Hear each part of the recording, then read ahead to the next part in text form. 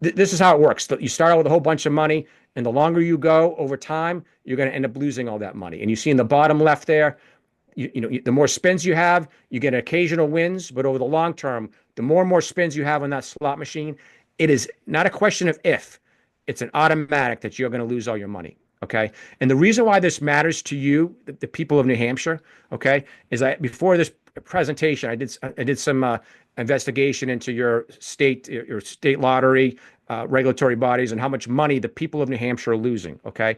In the last year, okay, 2024, the people of New Hampshire, if you combine all the personal wealth that the people of New Hampshire lost to the New Hampshire lottery, to the electronic gambling machines at your state casinos, as well as to the other gambling games of chance, table games that are in the current casinos, if you tabulate all the personal wealth that the people of New Hampshire have lost, it comes up to almost $500 million of personal wealth that the people of New Hampshire lost to the forms of gambling in the state. That also includes sports gambling too. Okay, so you have all these forms of gambling. It's almost $500 million a year. That equates to almost $950 every minute. Okay, so we're going to have a 60-minute conversation tonight. The people of New Hampshire will have lost 60 grand in the course of this conversation tonight. Okay, huge amounts of wealth that the people of New Hampshire are already losing to this. And so some of you may be sitting there saying, I get you, Les, but isn't this lowering my taxes? Right? Aren't I paying lower taxes because of all these forms of predatory gambling that the state of New Hampshire has? And many of you may forget, but New Hampshire in 1964 was the first state in this country in the modern era to bring back a lottery. And the claim was, hey, we're going to lower our tax rate. We're going to use it to fund education, right? So now we're almost 60 years later, okay? Almost 60 years later, the state is turning to more and more and more extreme forms of predatory gambling, okay, so-called fund the state. Like, is there anybody in New Hampshire that thinks you're actually paying less taxes today because of all this predatory gambling, because all the scratch-off tickets, the online lottery, the online sports gambling? Like, of course you're not. You're paying higher taxes today. And that's not me saying this. This is what the facts show from the best researchers in the country. So this is a report done by the Nelson Rockefeller Institute at the State University of New York. It was the most major national report on state revenues from gambling. And the researcher from that, her name is Lucy Dedayan, showed that over the long term, state revenues from gambling go down. Okay. So when you have these budget deficits that result from gambling revenues continue to go down over the long term, like, who do you think picks up that slack? For all that money that $951 a minute that the people of New Hampshire are losing, like, who do you think is paying for the food stamps, the healthcare subsidies, the housing subsidies, all the criminal incarceration costs when people commit crimes as a result of their gambling addiction? Who do you think is paying for all that?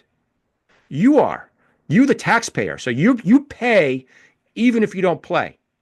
Okay? That's the fact on this. This is the ultimate budget gimmick. And you'll also hear arguments, well, hey, aren't casinos like some kind of economic engine, right? If we add slot machines in, we're going to employ all these people and, a big economic engine for your region. Again, that's part of the con, that somehow predatory gambling is an economic engine. It's the impact, the financial impact, or the economic impact on a community in a region of having a casino is the equivalent of all of us pulling out a $100 bill from our pocket, throwing it into the street, and then paying somebody a minimum wage to go pick it up.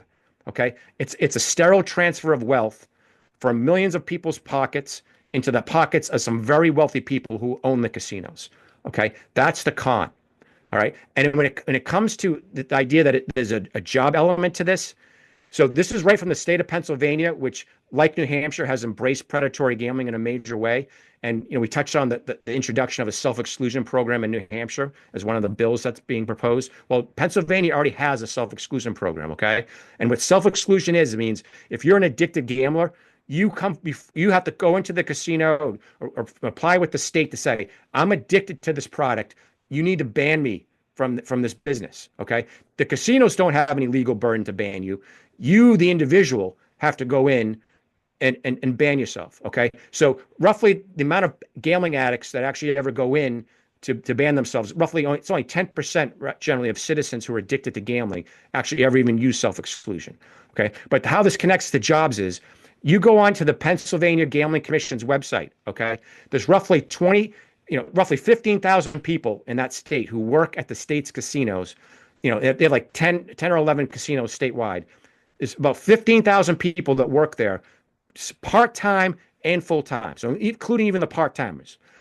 There's 20,000 people, more than 20,000 people on the state's self-exclusion list. People have come forward to say, ban me from this business because it's causing me life-changing harm. Okay. And that number of self-exclusion, that's the tip of the iceberg of people who are being harmed. So like casinos aren't job creators. They're addict creators. They create addicts.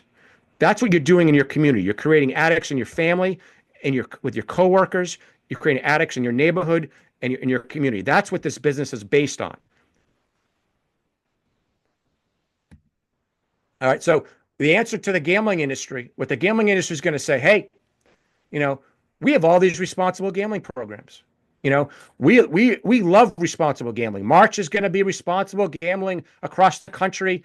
Call this hotline number for responsible gambling advice. So what I love to always ask any gambling lobbyist or casino owner, I always use this analogy. I say, in the alcohol industry, okay, there's a multi-million-dollar business around non-alcoholic whiskey, non-alcoholic beer, and so on. Okay. You would think in the gambling industry that there would be a business model for a gambling operator to stand up and say, hey, come gamble with us. We're the responsible gambling operator. No, not in New Hampshire, not in any single state in this country, and nowhere in the world is there a single commercialized gambling operator that markets himself as, come play with us. We're the responsible gambling operator. And the reason for that is because it's not a financially viable business model. It's casinos, especially in the kind of gambling machines they have in New Hampshire and these slot machines they're proposing to bring in. 60% of slot machine revenue, 60% of slot machine revenue comes from citizens who are addicted to gambling. They don't have a business model. The gambling industry doesn't have a business model with addicts. So when you hear the term responsible gambling, it's there, by the gambling industry and state officials to give the appearance that something's being done. But responsible gambling is a sham. As I touched on earlier in this conversation when Jim mentioned it, they fund like half of 1% of revenues. Like it's a joke. It's a sham. It's to give the appearance that somehow people are being protected. Whether it's state lotteries, online gambling operators, and especially casinos, they don't have a business model without the out-of-control gambler. And the flip side of that question is, if you want to ask this question to any gambling lobbyist out there and any casino owner, ask them, how much money do you make from citizens who practice so-called responsible gambling behavior? All right, so we hear so much responsible gambling. How much profits do you make from casual gamblers? And the answer to that question, and this is right from Natasha Schell's book, Addiction by Design, which again is the leading expert in this country. She showed that roughly 75% of the people coming into a casino represented, so-called casual gamblers, responsible gamblers, if you will. They made up 4% of gambling revenue. Okay, 4%. They are responsible gambling people are irrelevant. It's about getting you, your family, your neighbors, your coworkers to become out of control gamblers. Okay, that's the business model. So when they say they're going to regulate this in New Hampshire, right, we're going to regulate slot machines. Like, again, we don't need to speculate what it looks like, what it's going to look like in New Hampshire. Let's just look right now how gambling, and this is just one small piece. I could spend 2 hours giving you examples of what so-called quote unquote regulated gambling looks like in New Hampshire. Okay, here's what it looks like. On your right, okay, that Santa Claus, that's a $1 scratch-off ticket that was sold during the holiday season by the New Hampshire Lottery. Okay, Santa Claus. They put Santa Claus, an iconic figure for hundreds of thousands of New Hampshire kids. All right, on a scratch-off ticket, which is as recognized by the American Psychiatric Association. Commercialized gambling is a known, dangerous, and addictive product like opioids, cocaine, and heroin. Okay, they put Santa Claus on that kind of product. All right, and no one says anything about it. They market it as a $1 ticket. Who do you think the market is for a $1 ticket? It's not the middle class, upper class, player. This is marketed to young people, particularly kids. Using an iconic figure for putting Santa Claus on a scratch-off ticket. And I always contrast it. Look on the left. That picture on the left, that is a holiday ad of the infamous Joe Camel advertisements back in the early 1990s, when tobacco companies like Camel cigarettes were actively luring kids to smoke. Okay. And there was public outcry. Every state attorney general in this country, including New Hampshire's, brought litigation against the tobacco companies to protect kids. Okay. So that ad brought litigation. Okay. The one on the left, the one on the right, that's a government program. Okay. That's a government program. That's an extension of a government program in New Hampshire, exempt from truth in advertising regulations on the Federal Trade Commission. So that's what regulated gambling looks like in New Hampshire. And then this is my favorite fact of all, as I wind down here to take some questions. So there you have Meryl Streep holding an Academy Award. And when we talk about how this business is the big con, okay, yeah, they'll say this is just like any other entertainment product. It's like going out to dinner. It's like going to the movies, like having a glass of wine and so on.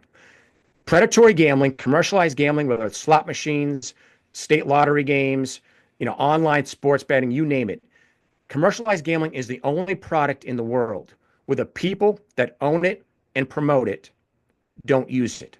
Okay. That's the ultimate example of the big con. On our website at stoppredatorygambling.org, we have a post. It's called the Hypocrite Hall of Fame of all of these governors, state legislators, casino executives, slot machine makers who say, hey, gambling's great for your town. It's great for your family. Predatory gambling. These slot machines are going to be great, for teachers unions, you name it. But you know what? I don't gamble myself.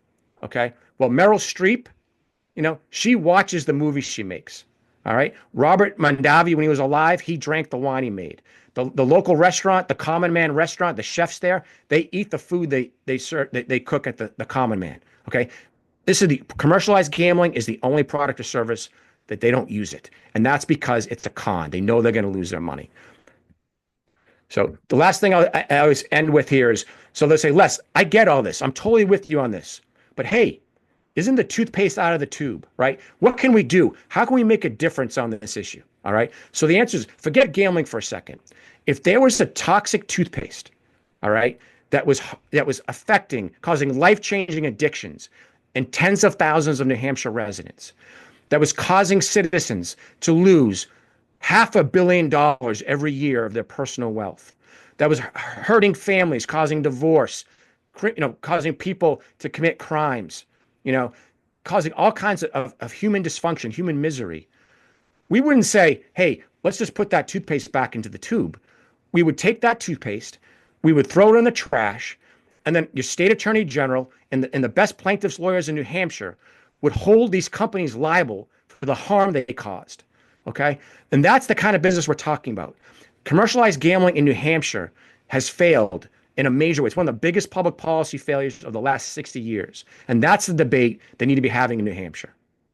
So with that, I again appreciate the invitation to be with you tonight. And that's a picture of our website, Stop Predatory Gambling. If you agree with us on what we're trying to do and bring reform on this, just come to our website to get more information and join us. Be a part of this movement in New Hampshire and across our country.